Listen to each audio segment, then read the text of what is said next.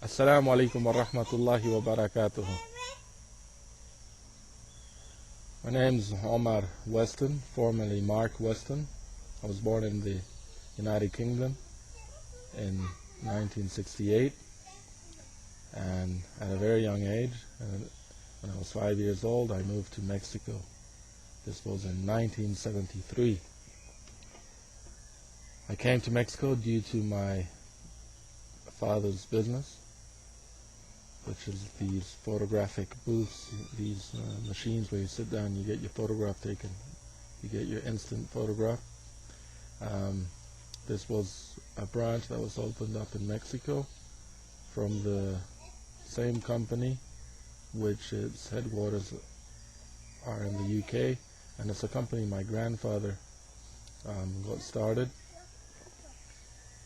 So I came to Mexico in a relatively wealthy environment.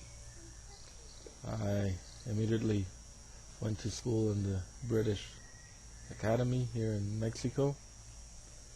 I grew up in a very laissez-faire lifestyle, non-religious, even though I did believe in God to a certain degree, but never was I imposed any type of form of religion. At a very young age, when I was 6 years old, I started water skiing, and that became my main ambition, my main thing in life, and it became my profession. Due to water skiing, I traveled around since a very young age to different tournaments, to ski schools, to clinics, and I was for a long time the leading water skier in Mexico among 3 or 4 others. And that's the way, the junior and then the senior. So water skiing was my ambition. For those people that know anything about skiing, before I accepted Islam, I was trick skiing. I had my trick skiing sequence was 8,100 points. I used to slalom ski into 38 off, and I used to jump at 5.5 into the 60s and 170s. I used to jump 170 feet.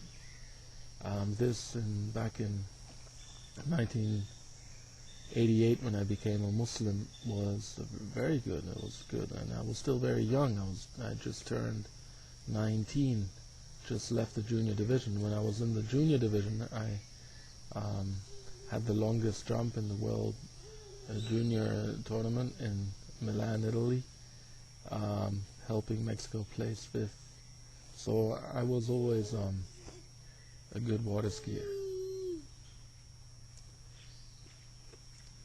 But since there was so much other things in life, and water skiing isolated me a lot because I always had to be by a lake, in many occasions away from my family. So it helped me meditate a lot of things, but at the same time, it didn't let me fulfill many other things. So through this laissez-faire way of life and trying different things and all these different experiences, and I started wondering about the purpose of life. Why do we really exist? I was planning to do a very nice ski resort in a beautiful area, but I had this idea that I never really was thinking about death. I was always thinking that life would go on, and back in when I was contemplating becoming a Muslim, there was this fear about an atomic bomb and the world coming to an end through nuclear means, and I was planning this ski resort, and I was doing a bunker where I could hide from radiation and things like that. When I started contemplating about my reality, and I started becoming a religious man without necessarily going through a religious format. I started believing in something beyond myself. And I tried a few things, and my brother went through a similar process, and he came to me once with a Bible, and he recommended I read it. So I became a Bible reader, and then I became a Christian, and I really didn't find a specific church to go to, but I started believing in God. But then I had these questions as to who Jesus was. What was Jesus's purpose? Was he God? I remember actually asking a priest if Jesus was God or the Son of God, or what was the deal, because I was taking it very seriously. I didn't find a lot of clarity from the religious people or the Christians regarding who Jesus was. So my brother then became a Muslim. He was in Florida studying in the University of Central Florida, and he came back to me with the Quran, and he said he had become Muslim. And he gave me a very interesting book, which is Jesus, the Prophet of Islam. And I started reading it. At the time, I was at a ski school in California, and then I went to another ski school in Florida. And in the meantime, I was training for the World Championships. I was on the Mexican team, and I was reading the Bible, and at the same time I started reading the Quran and this book on Jesus, the Prophet of Islam, and the Quran, Bible, and Science by Maurice Bucaille. These are the books I had in English. There wasn't a lot of literature available, and much less in Spanish. And in Mexico there was hardly anything. There was no Muslims whatsoever. There was just a small group of people that I later encountered. But anyway, in my searching, I know that I started praying as a Muslim before I accepted Islam. For about 6 months prior to becoming a Muslim, I was already praying like a Muslim. I was doing sajda, I was prostrating, I was doing my wudu. But then I said I need to take the final step. So I stopped water skiing, which was for me a very important thing in my life. But I said I needed to make up my decision. What was more important? Learning about Islam, getting in an environment where I would learn more about Islam, or remaining in this ski environment. So I decided to leave the skiing environment, and I went to the local mosque in Orlando, which had just been built. It was the first and only mosque in Orlando then. And alhamdulillah, I took my shahada. I became Muslim. Then I traveled around with the Muslims for 40 days and 40 nights in this group.